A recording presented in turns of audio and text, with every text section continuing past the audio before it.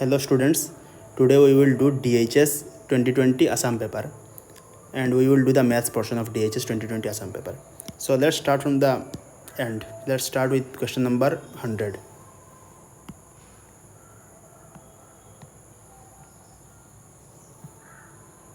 Okay. So in this question, यह अगर इस क्वेश्चन में आप देखिए कि बोला है कि find the value of n हमें निकालना है इस इक्वेशन से। इस इक्वेशन में n का वैल्यू क्या होना चाहिए। तो अगर आपको फॉर्मूला पता है तो आप ये बहुत इजीली कर सकते हैं। इसमें कुछ आपको कुछ एक्सपोनेंट से कुछ फार्मूला पता होना चाहिए आपको। मैं लिख लेता हूँ, आप भी नोट डाउन कर लीजिए। आप भी नोट डाउन कर लीजिएगा फार्मूला। अगर मान लेते हैं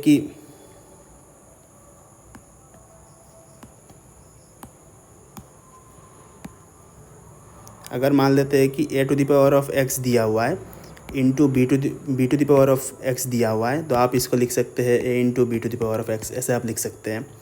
अगर आपके पास दिया हुआ है a to the power of x into a to the power of y दिया हुआ है, तो आप इसको this should be equal to a to the power of x plus y. Similarly अगर a to the power of x divided by a to the power of y होता है तो it should be equal to a to the power of x minus y. अब ऐसे फिर a to the power of x whole to the power of y अगर होता है तो this should be equal to a to the power of x into y. आप इसका test भी कर सकते हैं। अगर मान लेते हैं कि a इज इक्वल टू 2 है, b इज इक्वल टू 3 है और x is equal to for example 1 है और y इज इक्वल टू 2 है। आप इसको इस इक्वेशन में डाल के देखिए तो a to the power of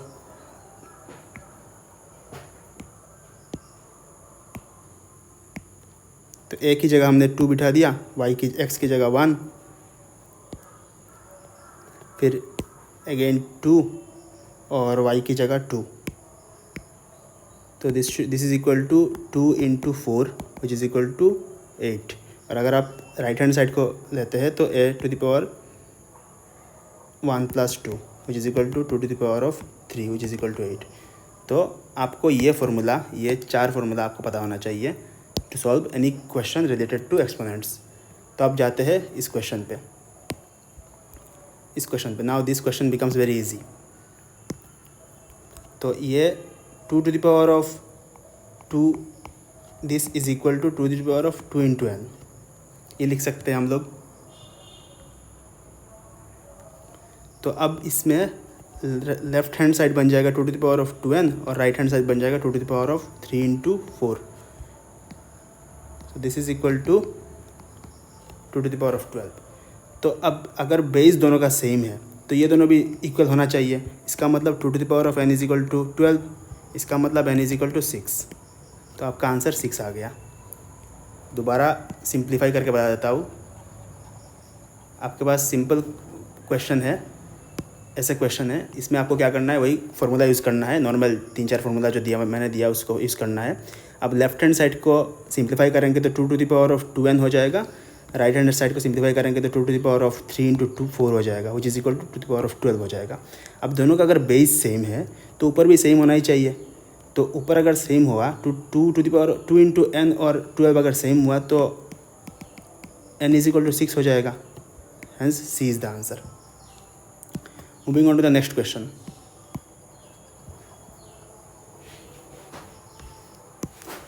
ये क्वेश्चन और सिंपल है।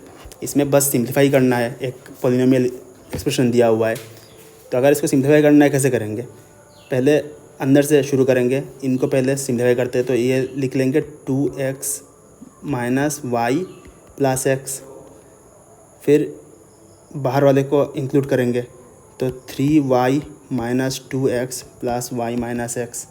अब इसके बाहर जाएंगे, यहाँ जाएंगे तो यहाँ लिख लेंगे 2x minus 3y plus 2x minus Y plus x.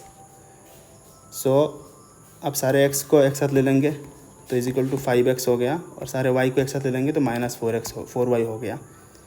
तो 5x minus 4y is the answer.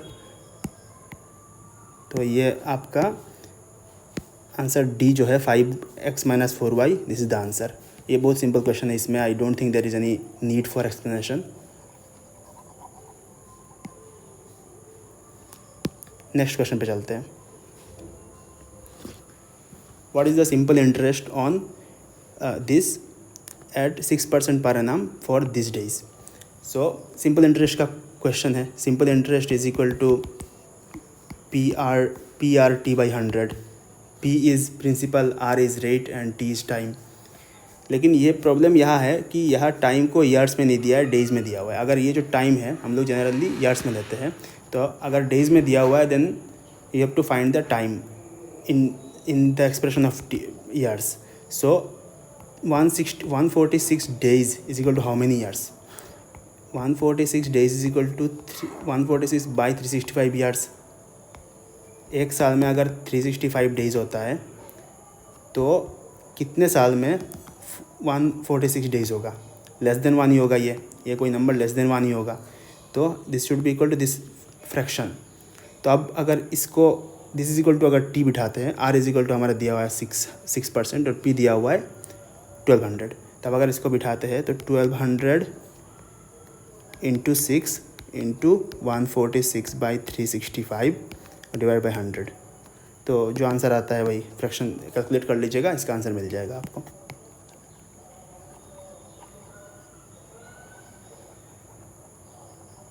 Now moving on to the next question. A rhombus having side of 13 centimeter length has a diagonal of 24 centimeter. What is its area? तो एक rhombus है जिसका side 13 centimetre है, has a diagonal of 24 centimetre. ये जो diagonal है इसका 24 centimetre है. तो इसका एरिया कितना होगा? तो रोम्बस का प्रॉपर्टीज़ क्या क्या है? रोम्बस का प्रॉपर्टीज़ ये है कि इसका चारों साइड इक्वल है, ये चारों इक्वल है, और ये पैरेलल है. ये दोनों parallel, this two are parallel, this two are parallel. ये रोम्बस का प्रॉपर्टीज़ है. ये चारों साइड इक्वल और two opposite sides are parallel to each other.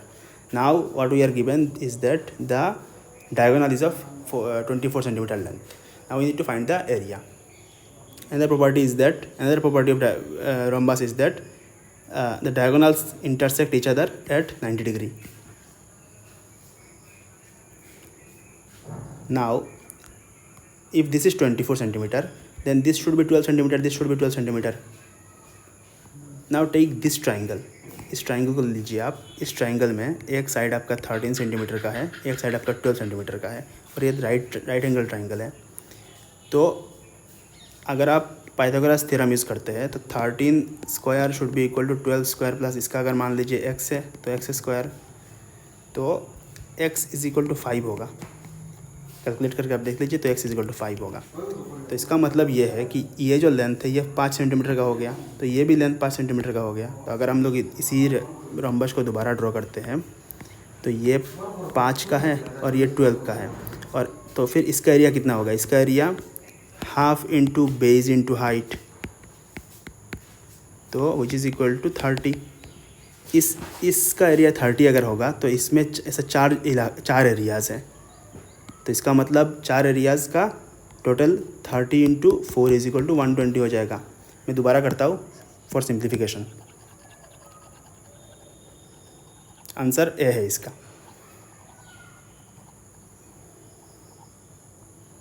दोबारा करता हूँ मैं. दिया हुआ है रोम्बस में साइड दिया हुआ है 13 सेंटीमीटर. सब साइड इक्वल होगा रोम्बस का प्रॉपर्टी है ये, सब साइड इक्वल है 13 सेंटीमीटर. डायगोनल एक दिया हुआ है जिसका लेंथ 24 है. अब हमें निकालना है एरिया. तो हमने इसका अगर फॉर एग्जांपल ये 24 दिया हुआ है तो ये 12 हो जाएगा. हमें इसका लेंथ निकालना है और ये 90 डिग्री में इंटरसेक्ट कर रहा है. तो 12 यहाँ 12 है, यहाँ 90 डिग्री में इंटरसेक्ट कर रहा है, और ये 13 है. ये हमें नहीं पता है. ये हम कैसे निकाल सकते हैं? बाय यूजिंग पाइथागोरस थ्योरम कि 13 square is equal to 12 square plus जो वहाँ निकालना है जो x है x स्क्वायर. तो this x will come out to be 5 because 144 plus 25 is equal to 169.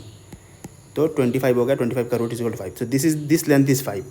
अब इसका एरिया कितना होगा? Half into base into height of is the area of a triangle. Half into base is 12 and height is 5. That means it is equal to 30. तो इसका area 30 हो गया. अब इसका एरिया अगर 30 होता है तो 30 plus 30 plus 30 plus 30 which is equal to 120. तो A is the answer. Moving on to the next question.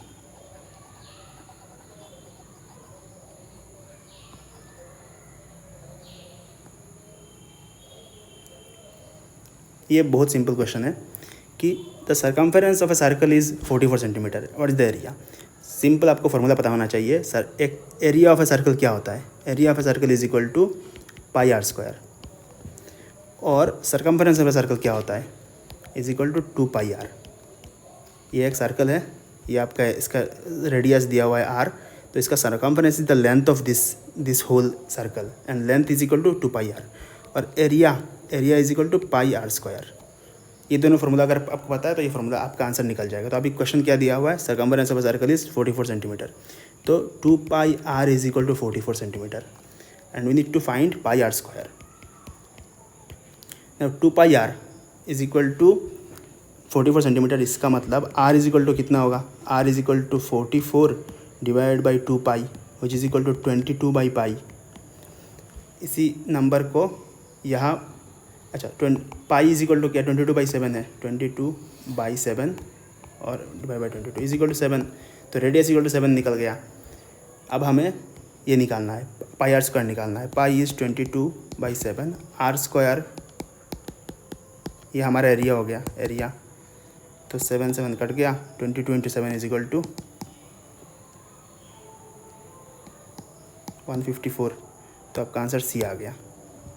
तो इसमें कुछ नहीं, आपको बस दो फार्मूला जिसको पता है they can solve it.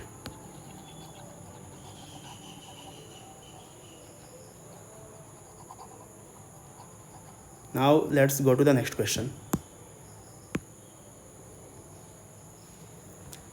Find the length of a chord which is at a distance of 5 centimetre from the centre of the circle of radius 13 centimetre. बहुत सिंपल क्वेश्चन है ये। एक सर्कल है जिसका रेडियस जो है 13 सेंटीमीटर का है, इसका रेडियस 13 सेंटीमीटर का है, और find the length of a chord बोल रहा है। एक कॉर्ड है, chord is this is called a chord of a circle. एक कॉर्ड है which is at a distance of 5 centimetre from the centre, इसका डिस्टेंस यहाँ से 5 सेंटीमीटर है और हमें निकालना है इसका लेंथ। ये इसका डिस्टेंस 5 सेंटीमीटर है। अच्छा, अगर ये 13 है तो ये भी 13 है, सब कुछ 13 ही है ना, रेडियस इज 13, तो this is 13, this is 13, this is 5, what is the this length. तो ये क्वेश्चन वही रम्बस वाला क्वेश्चन की तरह ही है, आपको बस पाइथागोरस थ्योरम यूज़ करना है। तो आप ऐसे ड्रॉ कर लीजिए, this is the centre and this is the circle. Circle को आप इग्नोर भी कर सकते हो अभी के लिए। So this is of length 13, this is of length 5, this is 90 degree. So this should be 12 because 12 square plus 5 square is equal to 13 square, because 144 plus 25 is equal to 169।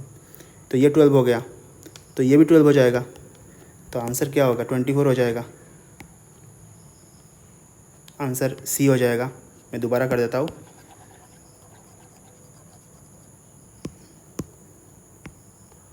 Circle है, centre है, एक chord है, centre से cord का distance 5 है और radius का distance 13 centimetre है।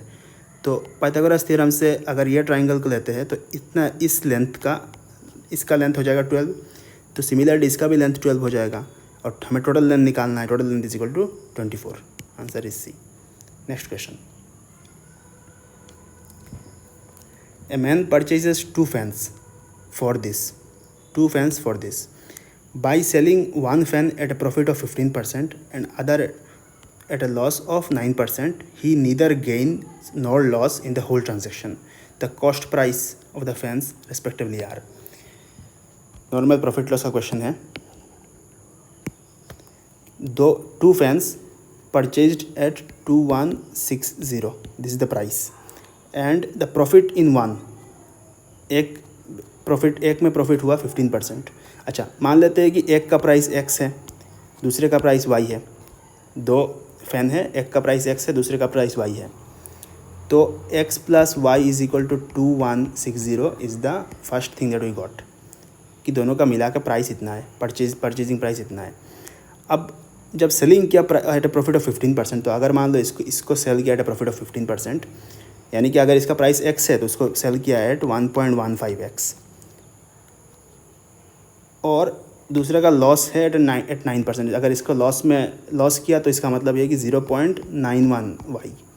अब ये 0.91 कहाँ से आया, अगर मान लो 100, अगर 1y होता है इसका सेलिंग कॉस्ट प्राइस, तो इसका सेलिंग प्राइस 0.9% डिक्रीज़ है, 9% डिक्रीज़ करेंगे तो क्या होगा, 9, इसका 9% डिक्रीज़ करेंगे तो minus this is equal to 9.99 Y हो जाएगा. This is how I got this two numbers.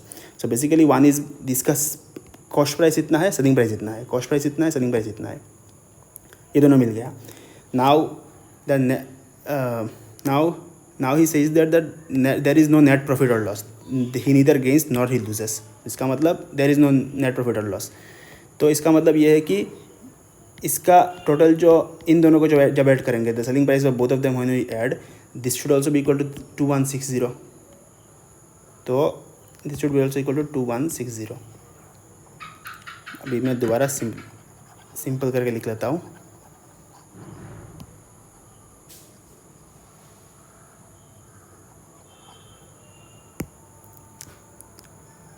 दो चीज़ खरीदा, x plus y is equal to 2160.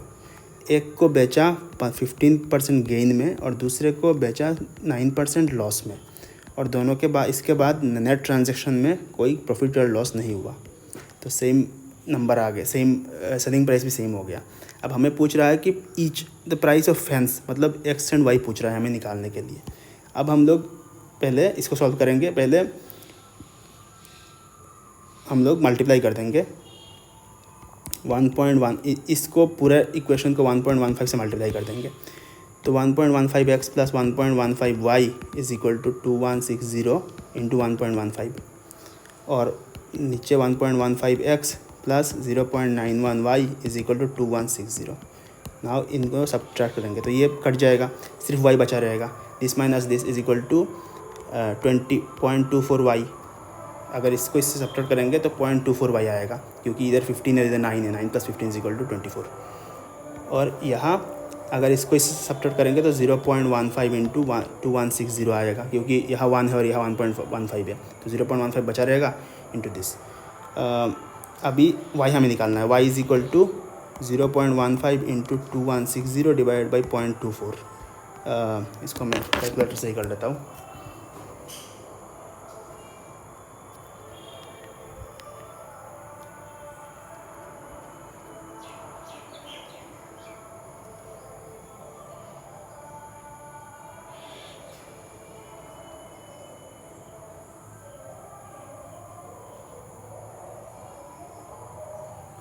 तो इसका आंसर आ रहा है इज इक्वल टू 1350 आ रहा है. तो ये वाला 1350 आ रहा है. तो दूसरा नंबर x आप निकाल सकते हो, because x plus y is equal to 2160. इसका आंसर ये है. तो इसका आंसर ये B C would be the answer. Concept वही है. आप calculation, it is a calculation heavy question, so you need to do some calculations in this. Otherwise the concept is very simple. Just that the sum of the two cost prices is equal to 2160, and then one is bought at a profit, one is sold at a profit, one is sold at a loss. There is no net gain or loss, so the selling price is equal to the cost price. Then you do the calculation. Let's move on to the next question. In a triangle ABC, एक triangle है ABC, angle C is equal to thrice of angle B and twice of angle A plus B. Find the three angles. तो ऐसे generally हम लोगों को पता है कि किसी भी ट्राइंगल में तीनों एंगल का summation is equal to 180 degree होता है.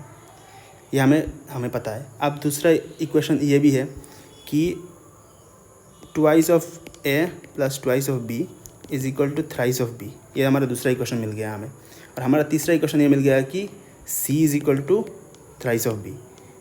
तो हमारे पास तीन इक्वेशन है और तीन वेरिएबल है. बी सी हमारा तीन वेरिएबल है और हमारे पास तीन इक्वेशन है. हम सॉल्व करने की कोशिश करते हैं इसको. अच्छा, इसको हम लोग लिख सकते हैं कि A plus B is equal to A plus B is equal to okay. इन दोनों इक्वेशन से हम लोग लिख सकते हैं कि twice A plus twice B is equal to C हम लिख सकते हैं, या A plus B is equal to c/2 लिख सकते हैं. इसी चीज़ को हम लोग इसमें पुट कर देते हैं. तो c/2 plus C is equal to 180 degree आ गया. इसका मतलब 1.5 C is equal to 180 degree हो गया. इसका मतलब c is equal to 180 by 1.5, so which is equal to 120. तो c इज इक्वल टू 120 हो गया. c इज इक्वल टू 120 हो गया, तो ये हमारा आंसर यही दिया हुआ है। अगर c इज इक्वल टू 120 होता है तो b इज इक्वल टू 40 हो जाएगा, 40, क्योंकि thrice into 40 is equal to 120। और फिर a प्लस बी, फिर हम लोग इससे निकाल सकते हैं कि a का वैल्यू क्या होगा। So again doing it again in simplified manner,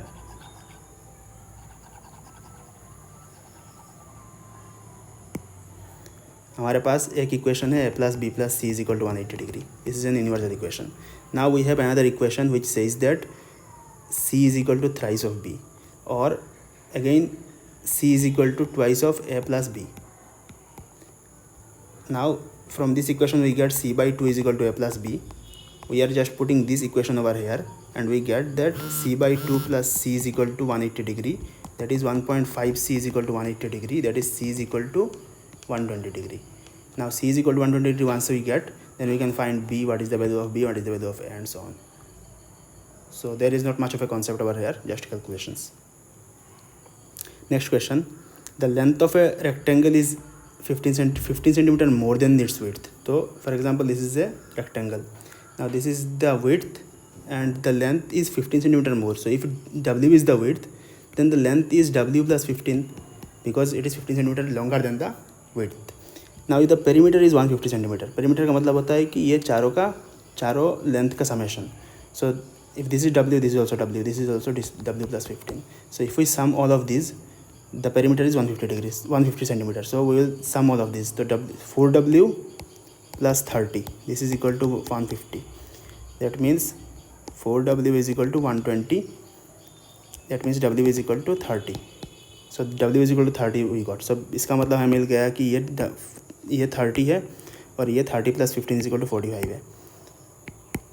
तो अब बोल रहा है कि फाइंड द डायमेंशंस, लेंथ और ब्रेथ निकालना है। तो लेंथ हमें मिल गया 45 है और ब्रेथ हमारा 30 है। So D is the answer, simple, कुछ no concept over here. Next question. Now this question looks a bit tricky, but it is not. Okay, let's do the next question and the last question. The question number 91. Question number 91. So इसमें क्या बोल रहा है कि what must be added to this polynomial, what must be added to this so that the resulting polynomial is exactly divisible by this.